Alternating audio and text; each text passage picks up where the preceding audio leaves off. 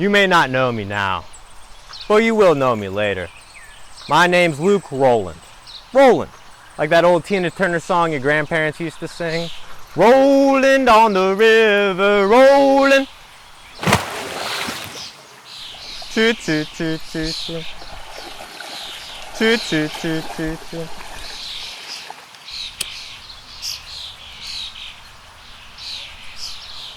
I'm also known as the Rolling Stoner, a moniker that's not named after Mick Jagger's rock and roll band, but it has similar vibes for sure, because this Roland is stoned on a rock and he's on a roll.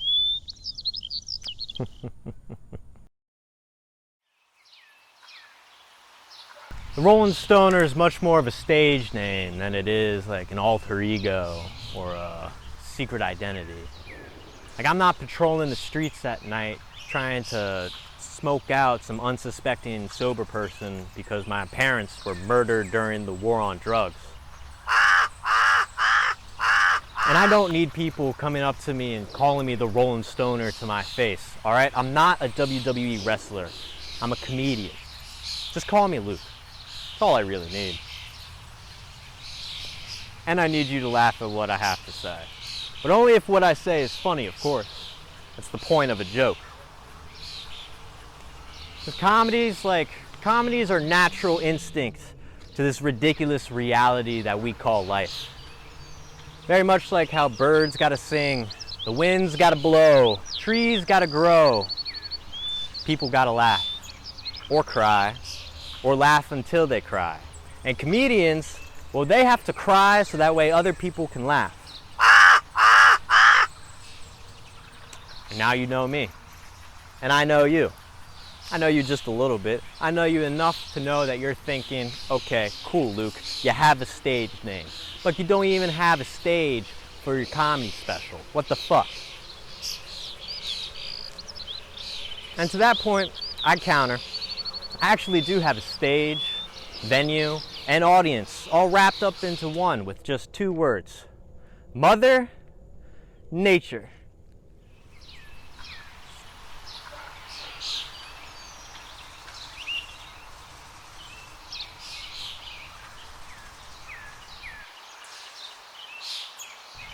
Yes, I will be performing this next hour or so of comedy in Mother Nature, for Mother Nature. Why?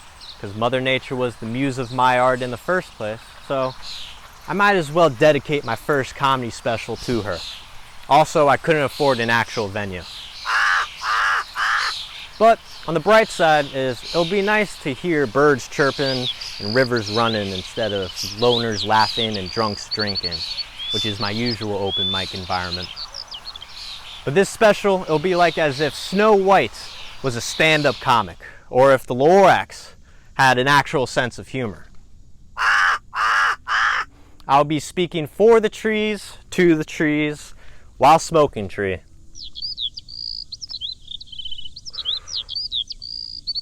And hell, I might innovate the genre of stand-up comedy too while I'm at it, which would be nice. I'd like that. Might be hard because trees show a lot less emotion than a drunk audience would, but hey, with adversity breeds greatness. And even if this special doesn't turn out to be all great, it'll still be a good training for my comedian character arc. So, as I always say, another day, another dollar, another chance to stand a little taller. Even though that might end up being my nightmare because I'm afraid of heights. But like I always say again, with another night comes another fright, comes another chance to make tomorrow bright. Because tomorrow will always come, even though I never do.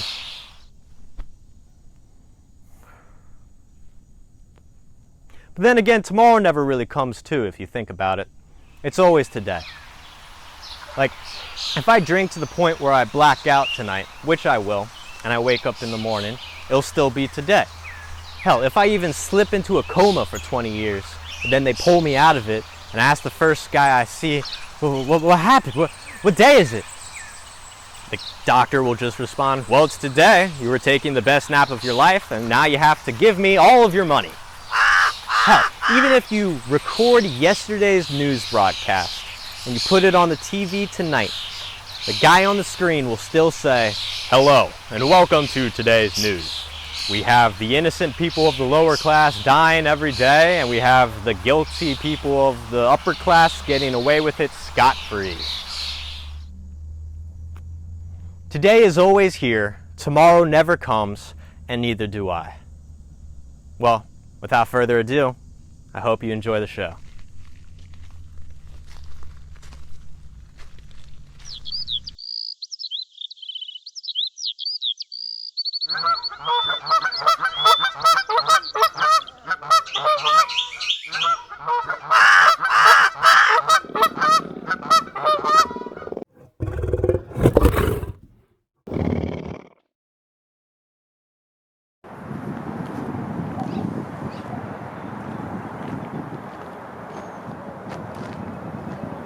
So even though I stand up here alone and I'm doing this stand-up comedy special solo, do not assume that means I am single.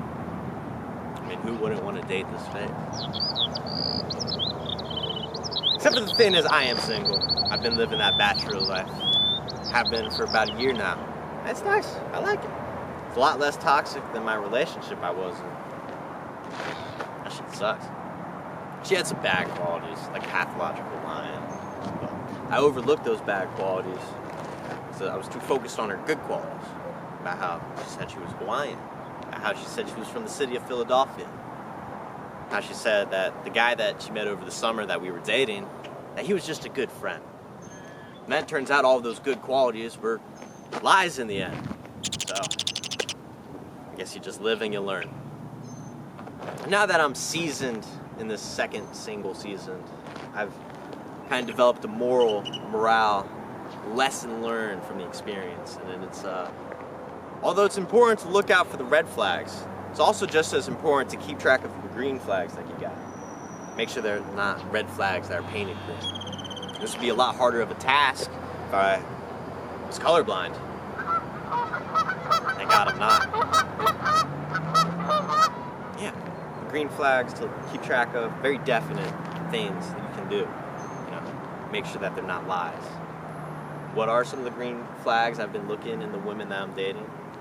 Well, whether to see if she's there for me, whether to see if she'll always be in the place where I know she'll be. You know, is she hot? But can she turn ice cold with the flip of the switch? How wet can she get?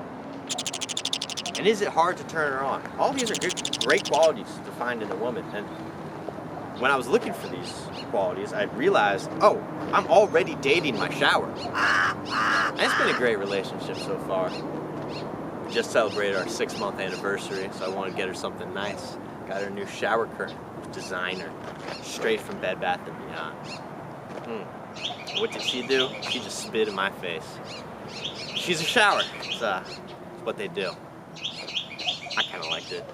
So yeah, maybe it's another rocky relationship. Who knows? Maybe they're not the toxic ones. It's actually me who's toxic. I don't know. All I have is just data. Like another piece of data from one of our dates was I was serenading to her, feeling a little romantic. I was in the shower. I was singing to my shower. Not just singing in the shower, singing to my shower. I was using the soap bar as a microphone, and I started spitting some bars. It was nice. It was getting steamy. Not because of the temperature of the water, no, because I was spitting hot fire. That's why. And at the end of the session, had to do it, drop the mic, and as I bend over to pick up the mic, I find out that my girlfriend is into pegging. Some of you might think of that as an embarrassing shower moment, and others have been to prison or have been touched by their uncles, so this is only bush league. But for me, this wasn't even my most embarrassing shower moment. That happened when I was 13. And no, I wasn't molested. All right, that's not embarrassing. That's traumatizing. We're talking about embarrassing. So I'll go into some more details about it, because it's pretty funny. So there I was, 13 years old, home and alone, playing with myself in the shower. I wasn't masturbating, I was pretending. I wasn't pretending to masturbate. No, let me explain. So there I was in the shower, and I look over and I see a quarter in the corner of the shower. I know what you're thinking. Who the fuck, what dumbass puts a quarter in the corner of the shower? Well, this dumbass. Because dumbasses leave things places. So I pick up the quarter from the corner of the shower, and I immediately think, oh, this is the perfect opportunity for me to practice my Two-Face impression. I'll pretend that the shower water is rain. I'll pretend that the quarter is the one that he has, and I'll pretend myself as Two-Face. I'm already a two-faced individual, so it shouldn't be too hard. There I was. You'll never understand, Batman. Life was fair. Rachel was mine. And then, in a very unfair stroke, I flip the quarter into my mouth, and it gets lodged at the bottom of my throat. So now, I am gasping for air on the floor of my bathroom, home, alone, naked, and afraid. My life is just flashing before my eyes. About 13 seconds later, I realize, wait a second, I'm a Boy Scout. I know the Heimlich maneuver. This is what I trained for. Not to save the life of someone else who was in danger, but to save the life of myself. And the Heimlich maneuver, very simple thing to do, very easy. All you gotta do is just punch yourself in the stomach while doing this motion. And I'm a 13-year-old kid. There's two things I know how to do. It's punch someone in the stomach and this motion. So to complete the objective, I launched the quarter out of my throat and it's fired off like it was shot from a railgun. And my life is saved. Or spared, depending on how you look at it. And that's the embarrassing story of how I got throat fucked by the head of a president when I was 13 years old. You know, it's not as embarrassing as a bathroom story as Monica Lewinsky's. But I thought it could hold up.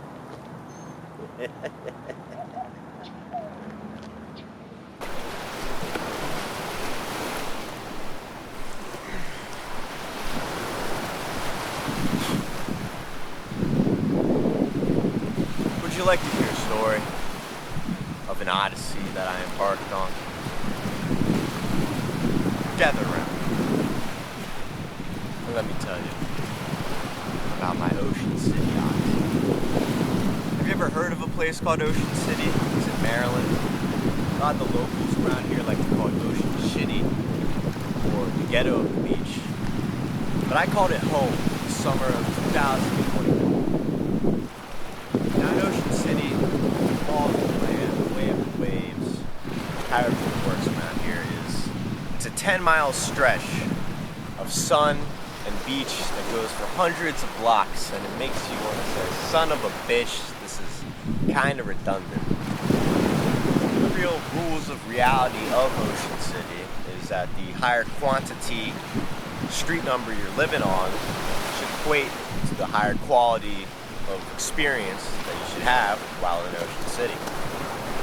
I was living on 7th Street in a wood shed with 2 bedrooms, 7 roommates, no car, a Greek landlord who still evicted us by the end of the summer. Now this information has nothing really to do with the story. I just wanted to paint a picture of Ocean City for you, because that is the setting. So, time was the traditional beginning of the summer. No, not the summer solstice. Memorial Day weekend. When the beach season finally opens and everyone and their mother decides to go down to the same bar on the same night, the same place. Even the governor, who's not the most popular kid, he comes down and they all go down to Secrets, a big bar down here. But what happens in Secrets stays in Secrets. That's why it's called Secrets. Also, I think it's a swingers bar. But this information also has no real use for the story. I just wanted to give you guys the vibes of the time. Everyone was in a party mood. Even Mother Nature herself. She had a tropical storm that was brewing in the Atlantic, but it made its way up the coast just in time for the holiday weekend. Now, I don't know why Memorial Day weekend gets Mother Nature so wet. It's something about dead men in uniforms that really just wants her to make it hit from the back a little bit harder. And this storm did hit hard. If I had to name the storm, I would have called him Big Daddy, because this shit hit like a motherfucker. And And I know I'm giving different pronouns to Mother Nature, but it's a spiritual entity, all right? I'm pretty sure the rules of gender don't apply. But what did I do for Memorial Day weekend? I was 20 years old at the time, so I couldn't have gone to Secrets. They would have taken my fake. And also, I got a really big mouth, so I probably would have spilled all of their swinging secrets out to sea. So instead, me and my roommates, we decided to host a party at our woodshed. Now, we only had to invite like 3 people and we would have had a packed house. So instead, we invited 30 people and had an entire packed neighborhood. It was a pretty good party. I mean, I got drunk, I puked in a cooler and passed out, so nothing special to happen. But apparently someone else also got drunk and they puked on my wireless phone charger that was in my living room. This was my only wireless phone charger. This was the only way that I could charge my phone. It was my plug to my Apple device addiction. So I was kind of pissed when I found out that the wireless phone charger was completely worthless, completely useless at this point. Because now I had to go get a new one. Now I know what you're thinking. Luke, why don't you just use a wire full charger instead of a wireless one? Well, that was because my phone was so used and abused at this point that it was kind of like an old lady that got dicked down so much she turned into a lesbian, alright? She just needs to rub it against a flat surface in order to recharge her batteries. You know what I'm saying? So my only option was to venture to the only electronics store in a 10-mile radius of sun and beach to get a new wireless phone charger, because there was no way that I was going to live life with a dead phone. But once I opened my door, I found out that the only person in Ocean City who was still in a partying mood was Mother Nature herself, because that tropical storm that hit Friday night turned into a Category 1 hurricane by the weekend. Now, I was not discouraged by this little weather scenario, even though I should have been, because I had no car, I only had a bike to get to where I needed to go. I had no rain jacket on, I only had 2 sweatshirts to keep me warm and dry. And I also had no helmet. I only had my willpower and my faith in the Lord to protect me. And my objective was very simple. All I had to do was just raw dog this Category 2 hurricane, bike over a bridge that was across the bay, and hopefully find a wireless phone charger in the only electronics store in Ocean City. All of this just to keep my addiction alive for one more night. So once I was ready, I began my journey. And the first lesson I learned was that you should not bike through Ocean City in a Category 3 hurricane, because flooding is a thing. And it wasn't just that kiddie pool flooding you get when you clog the toilet after you take a massive shit. No. Water was hitting my kneecaps, and I was standing on top of a bike. By the time I got to the electronics store, it looked like I swam through a Category 4 hurricane in order to get there. But alas, I was still there, and I was still standing. So I began looking up and down the aisles of the store, dripping and dropping, soaking wet, trying to find what I needed to get. While I was doing that, the janitor, he came by with just a dry mop and just started doing his job. He didn't even need a bucket. I provided all the lubrication. And I didn't even notice this at the time because I was too focused on getting this wireless phone charger. Like, have you ever gone shopping with a certain level of confidence that you know exactly where the location of what you need to find is in the store? And then once you get to that store, you kind of realize how lost you truly are. Fuck. I thought the condoms were in the pillow section. I might need Jesus. That's exactly the mindset that I was in. Because I couldn't find this wireless phone charger at all. Through aisle A, through aisle B, none of it. And I began to panic. Because I know that I didn't just bike through a Category 5 hurricane for nothing. So I finally asked the janitor, who was just doing his job, I'm like, hey man, where are the wireless phone chargers? And then he begins to lead me to the other side of the store. I was looking in the wire full charger section. But at last I got my prized wireless phone charger. I bought it at the counter and I put it in my backpack for what little safekeeping that could provide. But I was still in the eye of this metaphorical Category 6 hurricane of an odyssey story, because I still had to bike back home. Now, once I began the second leg of my journey, that's kind of when the action of my adventure starts to escalate. Because the wind was louder than a stoner's bedroom. The rain was wetter than a housewife watching The Bachelor. And I was pedaling on my bike harder than a sorority girl in a spin cycle class before rush week. It was then that I kind of got into some trouble. Because I pedaled into a puddle and the wheels slipped out from under me, and then I completely face planted against the rubble. Now this is my belly of the beast moment, because my biggest fear at this moment is that I have just broken my arm, leaving me stranded, alone, and very broken on the side of a road in a Category 7 hurricane. But I'm a Boy Scout. So I quickly get up and I assess myself, and I was fine. I wasn't broken, just bruised. So I get on my bike to start over again, and then I fall again. So now I get up again, and I'm a Boy Scout. I know how to fix things. I know how to at least know if things need to be fixing. So I look at my bike, and the bike chain is completely shattered. Which brings me to my second biggest fear, just being stranded and alone on the side of the road in a Category 8 hurricane. Oh, and I still had a bridge over the bay in order to get over before I could even get home. Now, if there was any other moment in this odyssey that I should have been discouraged, it was then. But my dumb ass was in the most desperate hour, so I took the most desperate measure I could. I picked up my bike, and I just began walking across the bridge, completely exposing myself to the elements of a Category 9 hurricane. Now, in this moment of crisis, my mind couldn't help but wander to a childhood story that I once heard in Sunday school about Jesus calming the storm when he was on a lake with his disciples.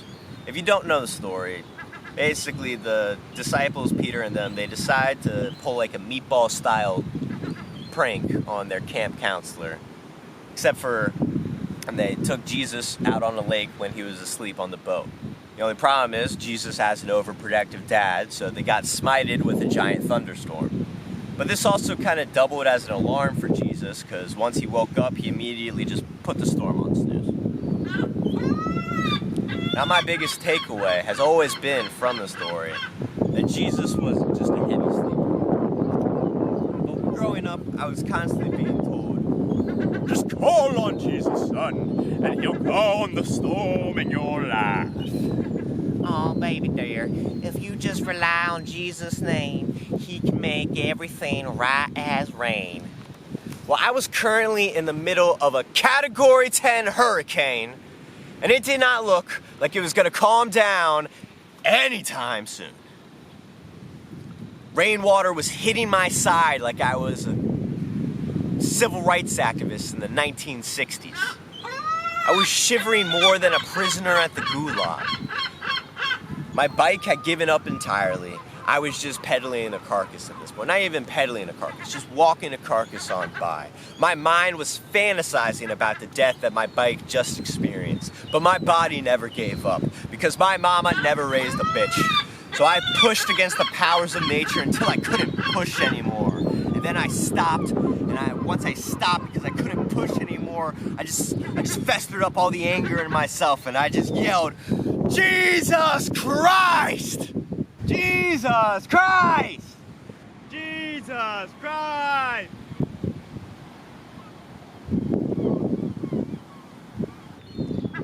And then all of a sudden, the rain hitting at my side stopped, and the wind quieted against my ear. And I started looking around to see if I died or if Jesus Christ saved me or whatever the fuck happened.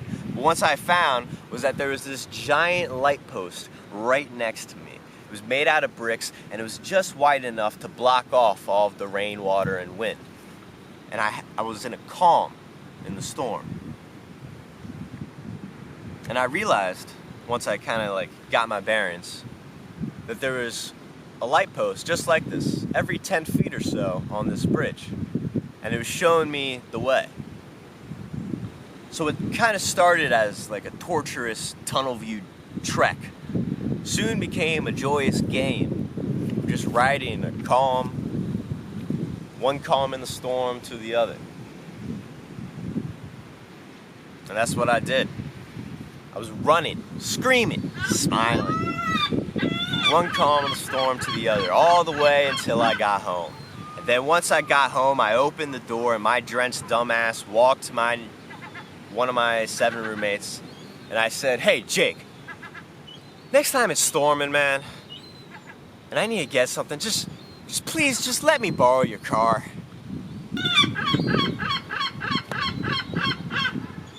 And that was my Ocean City Odyssey.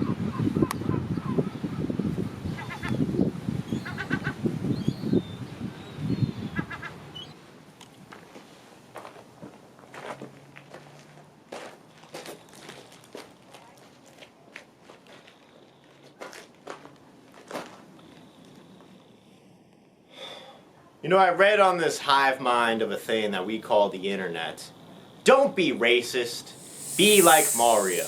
He's an Italian plumber that was created by Japanese people, marketed to Americans, yet he looks like a Mexican, jumps like a black man, and collects coins like a Jew.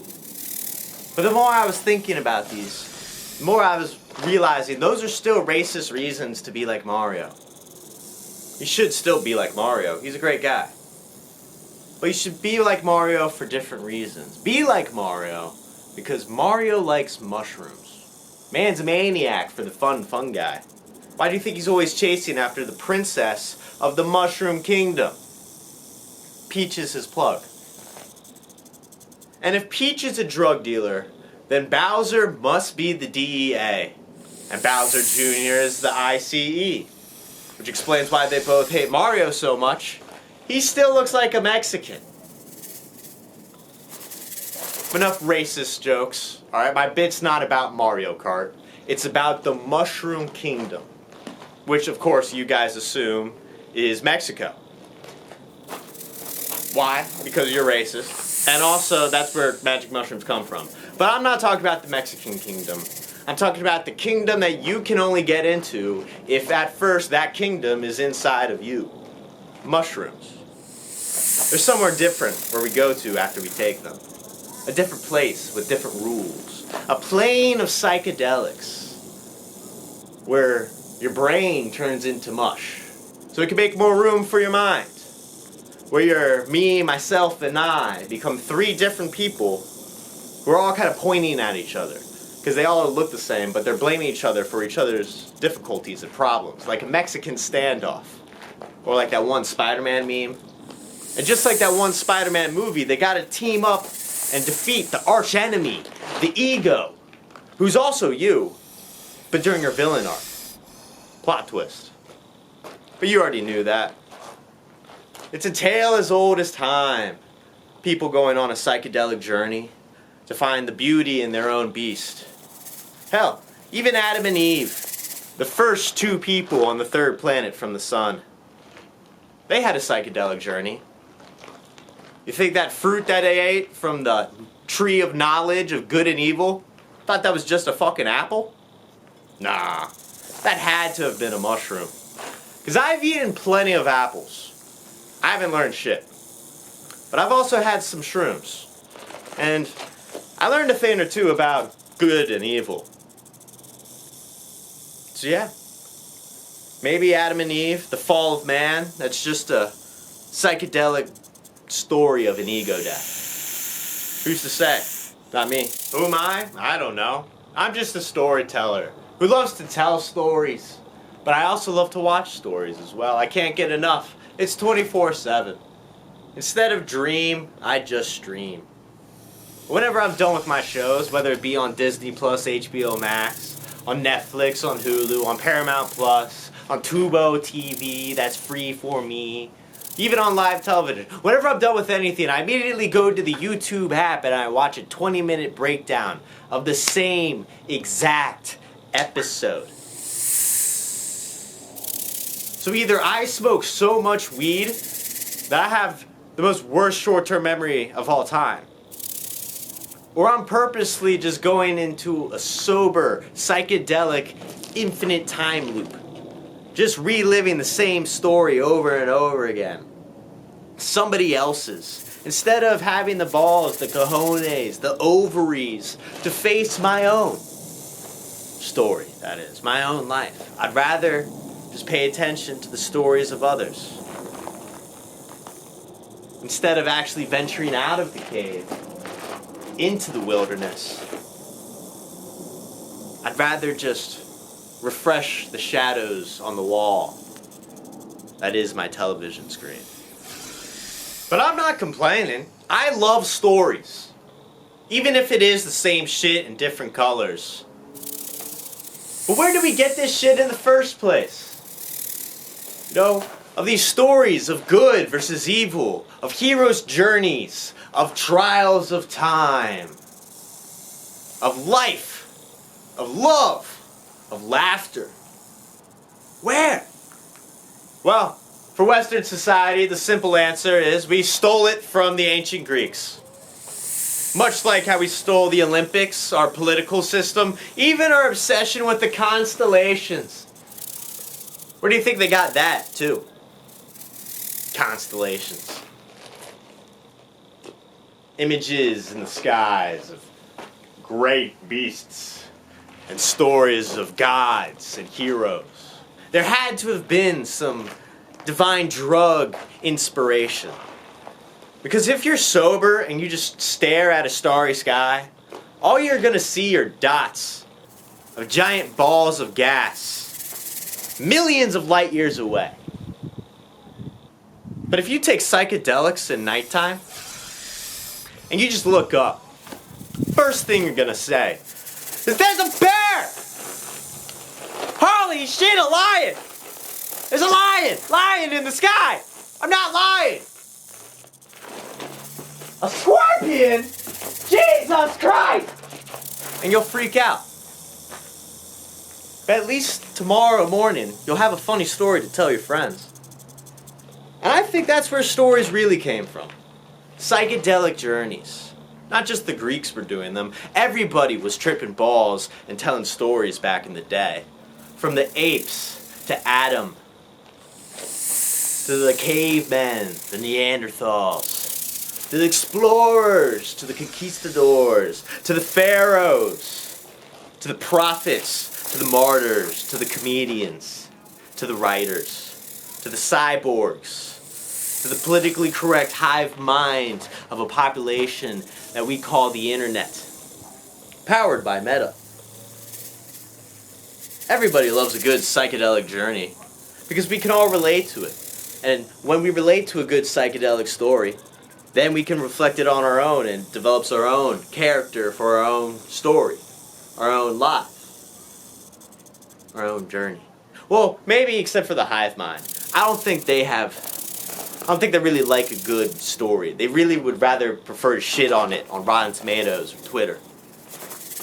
They don't really like originality or individuality because they can't. They're a hive mind. It's not in their nature. They're just the background characters, the extras. And you don't want to be an extra in your own fucking life. Who would want that? No. You want to be like Mario. Because Mario was the main character of his own story, of his own life. So be like Mario. And join the Mushroom Kingdom. Explore it. Venture to it. And if you meet the plug Princess Peach, tell her the Rolling Stoner sent you. She'll give you some nice penis envy.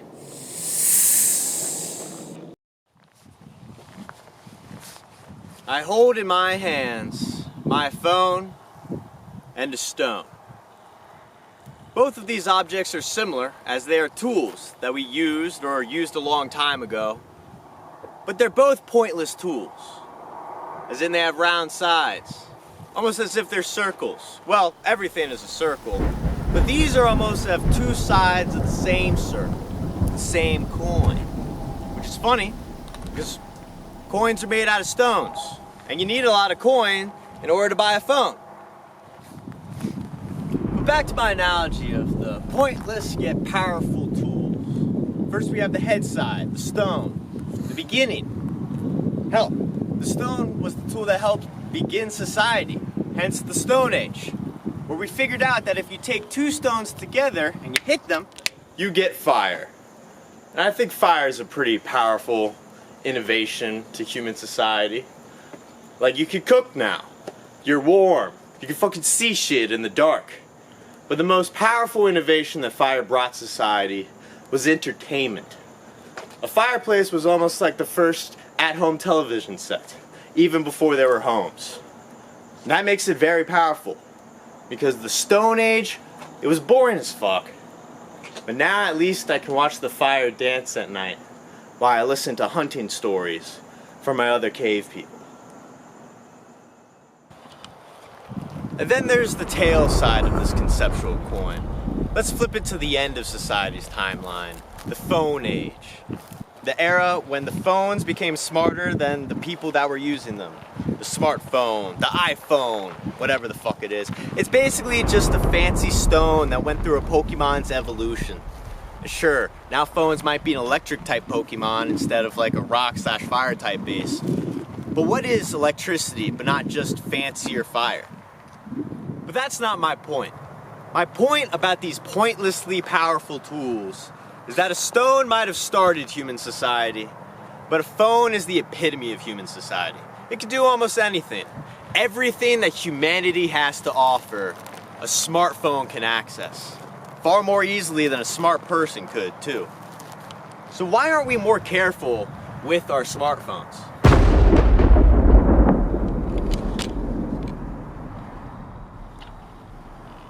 Like, yeah, sure, we value phones. Like, if I put a stone on a table in public and leave it there, it could be there for days, years, maybe even a millennia. But if I put my phone on a table in public and just blink, that shit will be gone within a second.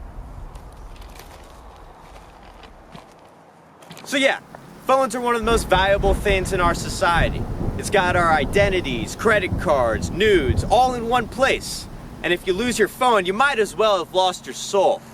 But I'm not careful with this thing. I dropped my phone's born one day, then bombs were dropped in a London night during 1940. But why should I care about my phone?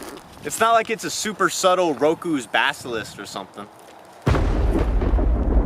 Or maybe it is. Nah, I shouldn't care about my phone. Because this thing is just a fucking fancy stone. If I obsess myself with it, then I'm no better than Thanos. Just because I shouldn't care about it, it doesn't mean I shouldn't be careful with it. This thing is still one of the most powerful tools in human history. It's like what the great comic book character Spider-Man always said. With great power comes great responsibility. And a smartphone has all the power of the world, but we don't use it responsibly. If anything, we get used by it irresponsibly. Ever since the iPhone came out in 2007, suicide rates in kids 10 to 24, Generation Z, my generation, has risen 60% by 2018. These are the kids who were born with smartphones. They were born with superpowered stones just in their pockets ever since childhood. And all they wanted to do with their lives was walk into a river. Metaphorically, of course. They hung, drugged, or shot themselves to death. In reality, all very easy things to do nowadays. And yes, suicide is bad for you. It can kill you. I'm not trying to make a joke out of the self-genocide of my generation, but I am trying to make a point. And yeah, killing yourself has been a thing in the past. It's been a part of human society ever since the days of Judas. But after 2007, it's become a little bit more than just a fashion fad or a TikTok trend. It's become an epidemic that I hear nobody talking about because they're too busy being on their goddamn phone. That's enough about tragedy. Let's move back to comedy. Sometimes I get stoned and I think about the future of the phone, the next evolutionary step. There's gotta be a new side of the circle. Everything either evolves or devolves, whether we like it or not. And these phones are evolving into something. I personally think they're evolving into something from the DC Comics universe. Yes, I'm a comic that likes comics. Is that inherently funny, or poetic, or ironic? I don't really know. But if you like comics, you'll know what I'm about to talk about. Just how stones became smartphones, I think that smartphones will become mother boxes. Now, if you're not a nerd and you're wondering, what the fuck is a mother box? I would never hit my mother. Well, essentially, a mother box is just a comic book character's sentient supercomputer that reflects the personality of its user and can do almost anything. It can create boom tubes, which travel anywhere through space. Almost like a universal Uber that's driven by Jarvis. The mother box makes a smartphone look like it's back at the Stone Age. But in reality, phones are already slowly evolving to become boxes that act as your mother anyway. Like it pays your bills for you, it gets groceries for you, tells you who to date. You want to see some titties? You want to nestle up in bed and project all of your insecurities into it while you cry yourself to sleep? There, mother boxes got you, you fucking baby. But that's not really comic book accurate. I left out one very important detail. In the comics, mother boxes have an encoded connection to the source, which is like DC's version of the Force, the divine. You know, the universal things that penetrates us, binds us, connects us, everything. Cell phones don't even have good reception. Like they just got 5G, whatever the fuck that means. So maybe these things won't turn into mother boxes, and the basilisk is beaten before it's even birthed. Then I thought about our reality. You know, what in here has a encoded connection to the divine, like a mother box? And then I thought, oh, we do. Us, humanity. It's kind of a no-brainer. I mean, we could do almost anything. We could travel through space. 50% of us actually have the ability to become a mother. And 100% of us can connect with the divine mother that is nature. But we don't. We're trapped in the phone age. We could be flipping the coin to an age of something else. What that is, I don't know. I'm still working on my reception.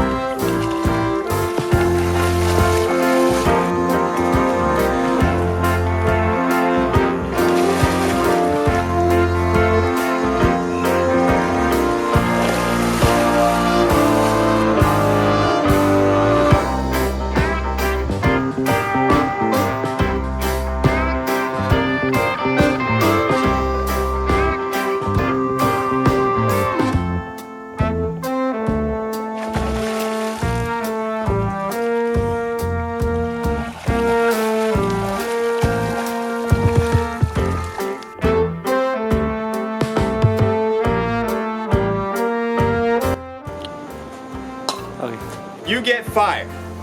And I think fire is a pretty important discovery for human society. Like, what? It's only the fire that's showing. Do you see me at all?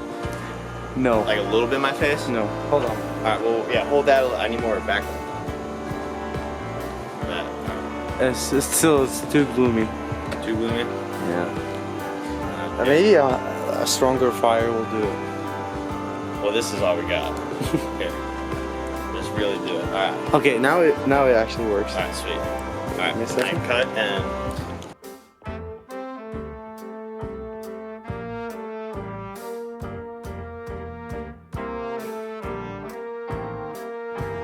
Who's to say? Not me.